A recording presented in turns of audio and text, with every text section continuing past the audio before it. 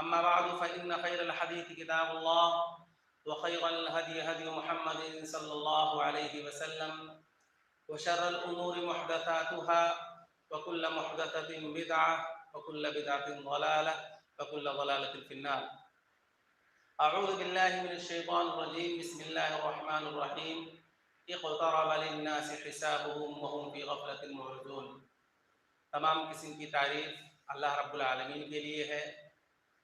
لاکھوں کروڑوں درود و سلام نازل ہوں اللہ رب العالمین کے بھیجے ہوئے تمام نبیوں پر، خصوصاً اللہ کے آخری نبی جناب محمد رسول اللہ صلی اللہ علیہ وسلم پر. محترم بھائیوں، جیسا کہ ابھی آپ نے سنا کہ آج کے اس پروگرام میں دو اہم موضوعات پر ہندوستان کی بہت ہی معروف و مشہور شخصیت ہمارے اور آپ کے درمیان تشریف لا رہے ہیں، جن سے انشاءاللہ ہم تفصیلی خطاب ابھی سنیں گے. وہ لوگ بس پہنچ گئے ہیں، تھوڑی دیر میں انشاءاللہ ہمارے درمیان حاضر ہوں گے. جب تک کچھ باتیں میں آپ کے سامنے پیش کروں گا. محترم بھائیوں، یہ جو آیت میں نے آپ کے سامنے پڑھی ہے، اقترب للناس حسابهم وهم في غفلة معرضون، اس آیت کریمہ میں اللہ رب العالمین اپنے بندوں کو دعوت فکر دے رہا ہے.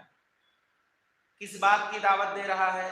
جیسے ہوتا یہ ہے کہ جس طرح سے انسان یا اسی طریقے سے گھر میں والدین، ماں باپ، ہر شخص کو اپنے بچوں کی فکر ہوتی ہے، ان کے مستقبل کے لیے، ان کے پڑھائی کے لیے، یا اسی طریقے سے ان کا بچہ، ان کا بیٹا یا بیٹی مستقبل میں کیسے ترقی کرے، اور اسی طریقے سے اس کے پڑھائی اور لکھائی کے تعلق سے ہر آدمی فکر مند ہوتا ہے.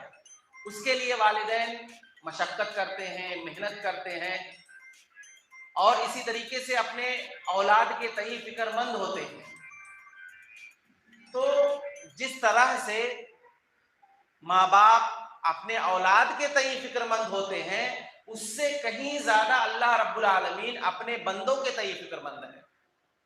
اور اللہ رب العالمین جتنی محبت اپنے بندوں سے کرتا ہے، اتنے ماں باپ اپنے اولاد سے نہیں کر سکتے.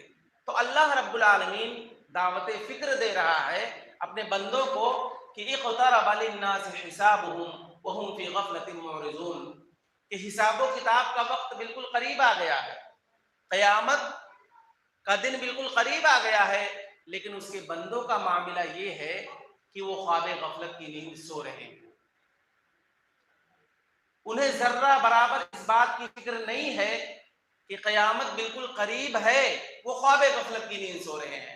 یعنی ذرہ برابر انہیں اس بات کی فکر نہیں ہے کہ اللہ رب العالمین کے روبرو میں حاضر ہونا. آپ دیکھیں کہ صحابہ کرام رضی اللہ تعالیٰ عنہ اجمعین کا معاملہ یہ تھا کہ انہوں نے اللہ کے نبی صلی اللہ علیہ وسلم کی اقتداء میں نمازیں پڑھی، اور اللہ کے نبی صلی اللہ علیہ وسلم کے ساتھ اٹھنا بیٹھنا ہوتا تھا. اور صحابہ کرام کو دنیا کے اندر جنت کی بشارت بھی مل چکی ہے، لیکن اس کے باوجود معاملہ یہ ہے کہ انہیں آخرت کی اتنی فکر ہے، اللہ کے نبی صلی اللہ علیہ وسلم کے پاس آتے ہیں، سوال کرتے ہیں. معاذ بن جبل رضی اللہ تعالی عنہ اللہ کے نبی صلی اللہ علیہ وسلم کے پاس آتے ہیں. اللہ کے نبی صلی اللہ علیہ وسلم نے معاذ بن جبل کو جب دیکھا تو کہا، یا معاذ، تمہیں آخر کیا ہو گیا ہے؟ یہ تمہارے چہرے کی رونق، یہ تمہارا پراگندہ حال، یہ تمہارے کپڑے، آخر تمہیں کیا ہو گیا ہے؟ یہ تم اپنا حلیہ کیوں اس طرح سے بنا رکھے ہو؟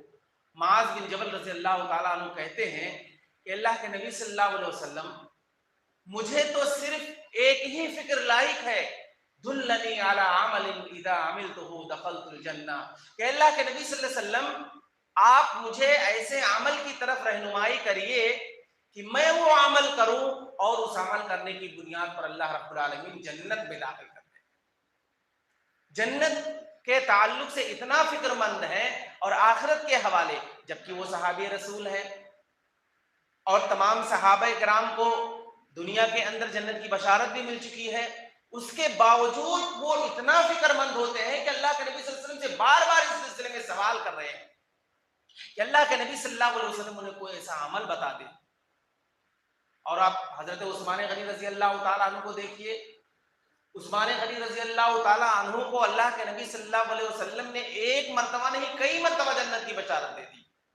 اس کے باوجود ان کی حالت ہے کہ جب قبرستان سے گزر رہے ہوتے ہیں یا اسی طریقے سے اللہ کے نبی صلی اللہ علیہ وسلم جب کبھی درس دیتے تھے اور اس درس میں جب قبر کے تعلق سے عذاب قبر کے تعلق سے جب تذکرہ ہوتا تھا تو اتنا زیادہ روتے تھے کہ ان کے آنسو سے داڑھی تر ہو جائے گا.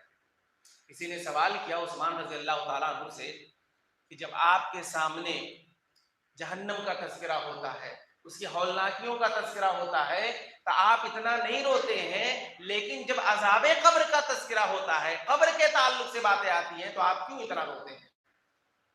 عثمان رضی اللہ تعالیٰ عنہ کہتے ہیں کہ قبر یہ آخرت کی منزلوں میں سے پہلی منزل ہے. جو شخص اس قبر میں کامیاب ہو گیا, فرشتوں کے سوال کا جواب دے لے گیا, اس کے لیے کامیابی ہے. لیکن جو قبر میں جاتے ہی فرشتوں کے سوال کا جواب اگر وہ نہیں دے پایا تو پھر کیا ہوگا انجام, پھر کیا ہوگا معاملہ؟ قیامت تو نہ جانے کب آئے گی, حساب و کتاب نہ جانے کب ہوگا, جنت اور جہنم کا فیصلہ نہ جانے کب ہوگا, لیکن اسی وقت جب وہ قبر میں فیل ہو جائے گا تو اللہ رب العالمین اس کی قبر کو جہنم بنا دے گا, اور جب تک قیامت قائم نہیں ہوگی اس شخص کو وہیں پر عذاب دیا جاتا رہے گا. یہی وجہ ہے کہ عثمان غنی رضی اللہ تعالیٰ عنہ قبر کے تعلق سے جب سوچتے تھے اور اس کے منظر اور اس کے ہولناکیوں کے تعلق سے اور اسی طریقے سے کیا منظر ہوگا تو بہت زیادہ روتے تھے. آج ہمارا معاملہ یہ ہے کہ ہمیں ذرہ برابر اس بات کی فکر نہیں ہے کہ کیا ہماری بھی موت آئے گی. ہمیں ذرہ برابر ہم سوچتے ہی نہیں ہے کہ کیا اللہ رب العالمین کو روبرو ہمیں بھی حاضر ہونا ہے. دنیا کی زندگی کو ہم حقیقی زندگی سمجھ رہے ہیں. اللہ کے نبی صلی اللہ علیہ وسلم کو دیکھیے آپ کہ اللہ کے نبی صلی اللہ علیہ وسلم کا معاملہ یہ تھا کہ آپ دیکھیے وہ اللہ کے نبی ہیں, اللہ کے رسول ہیں, لیکن صحابہ کرام میں سے کسی نے کہا کہ اللہ کے نبی صلی اللہ علیہ وسلم آپ کے داڑھی کے چند بال اور اسی طریقے سے آپ کے سر مبارک کے چند بال سفید نظر آ رہے ہیں. حالانکہ آپ کی عمر مبارک تو اتنی زیادہ نہیں ہے, لیکن آپ کے داڑھی اور بال کے چند بال سفید نظر آ رہے ہیں.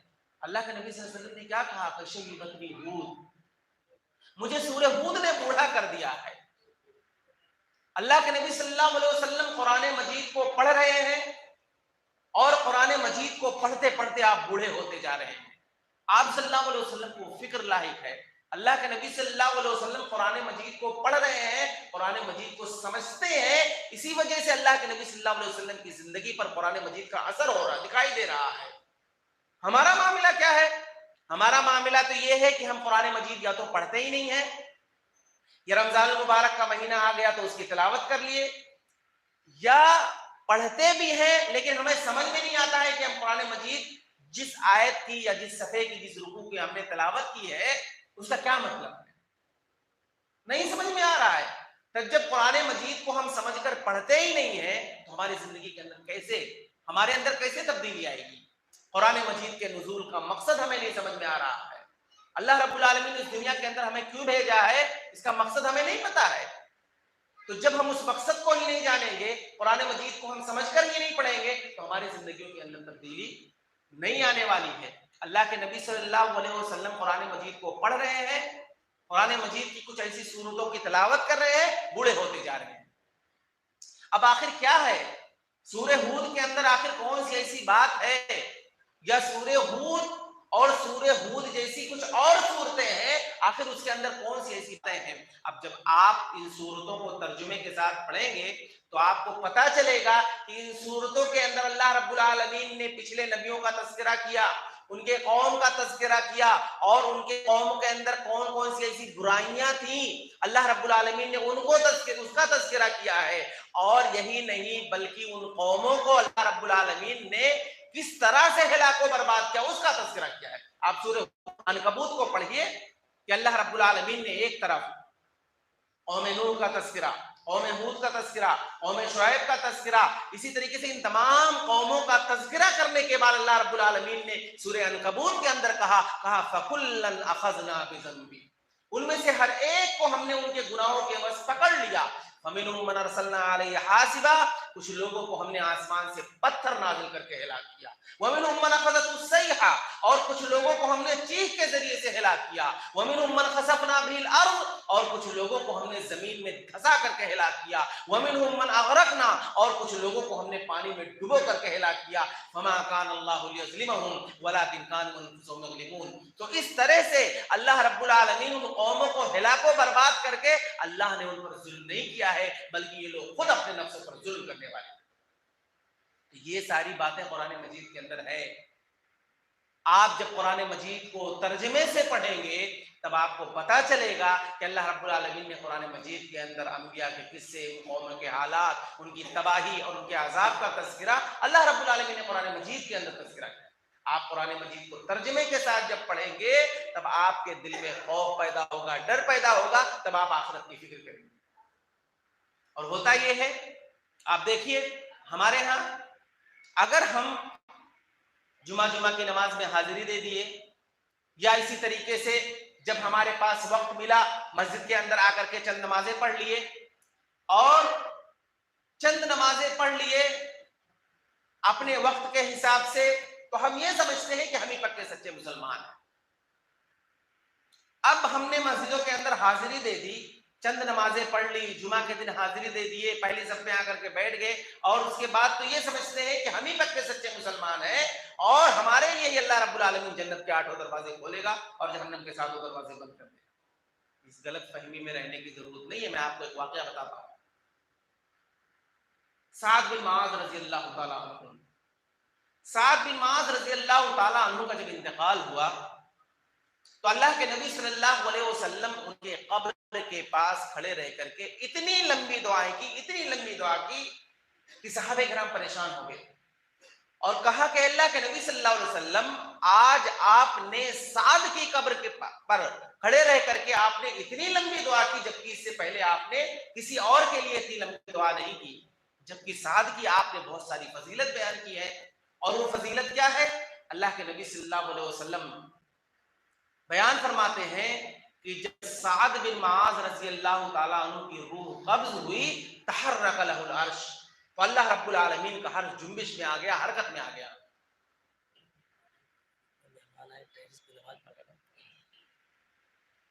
السلام علیکم ورحمۃ اللہ وبرکاتہ. خواتین سے گزارش ہے کہ اس پروگرام کے جو خطبہ کرام آئے ہوئے وہ ٹیرس پر نماز پڑھ رہے ہیں، وہ نماز پڑھ لیتے ہیں، پھر اس کے بعد آپ سب کو بتایا جاتا ہے. بہت ساری خواتین آ گئی ہیں جس کی وجہ سے فرسٹ فلور مکمل ہو چکا ہے، وہ ٹیرس پر جانا چاہتی ہے. تو ان سے گزارش ہے کہ تھوڑی دیر رکے، انشاءاللہ اعلان کیا جائے گا، پھر اس کے بعد آپ سب ٹیرس پر جانے کی کوشش کریں گے. سعد بن معاذ رضی اللہ تعالیٰ عنہ، اللہ کے نبی صلی اللہ علیہ وسلم ان کے بارے میں بیان فرماتے ہیں کہ جب سعد رضی اللہ تعالیٰ عنہ کی روح قبض ہوئی، تحرک لہ العرش، تو اللہ رب العالمین کا عرش حرکت میں آ گیا، جنبش میں آ گیا. اور جب سعد بن معاذ رضی اللہ تعالیٰ عنہ کی روح کو نکالا گیا، روایت کے اندر آتا ہے فتحت لہ ابواب السماء، کہ اللہ رب العالمین نے ان کے استقبال کے لیے، ان کے روح کے استقبال کے لیے آسمان کے سارے دروازے کھول دیے. اور یہی نہیں بلکہ جب ان کی نماز جنازہ کا وقت آیا، روایت کے اندر آتا ہے کہ وَشَهِدَ لَهُ 70 أَلْفًا مِنَ الْمَلَائِكَةِ، کہ 70,000 فرشتوں کا نزول ہوا جو سعد بن معاذ رضی اللہ تعالیٰ عنہ کی نماز جنازہ میں شرکت کیے تھے.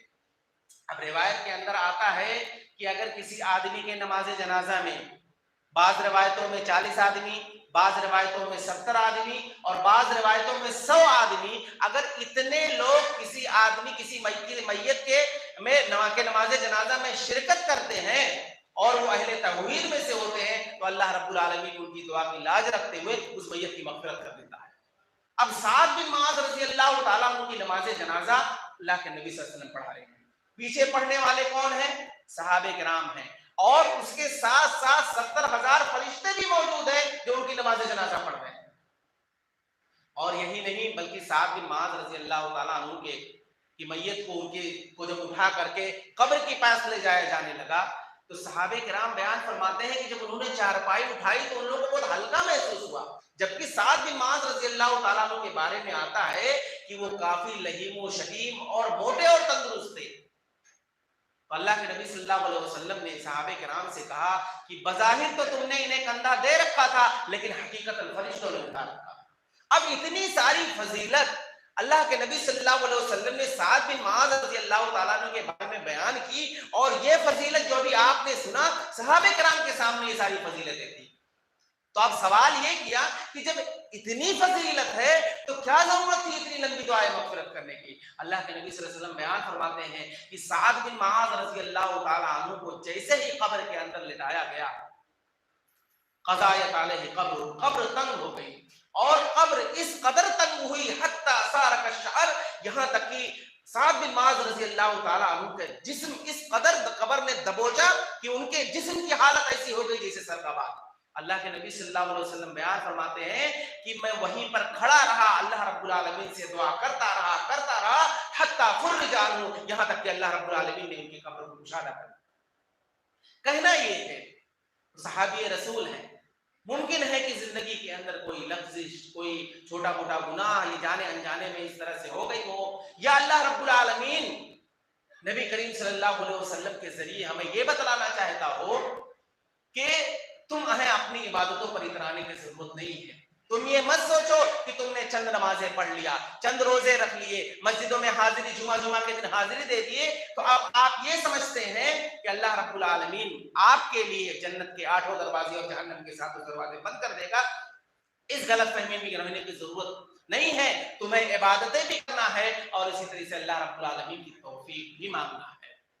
تو آخرت کی ہمیں فکر پیدا کرنے کی ضرورت ہے۔ اللہ رب العالمین نے کہا یا ایھا الناس اتقوا ربکم ان زلزلۃ الساعۃ شیء عظیم، کہ اے لوگو اللہ رب العالمین سے ڈرو اور یاد رکھو کہ قیامت کا زلزلہ یہ بہت ہی خطرناک چیز ہے۔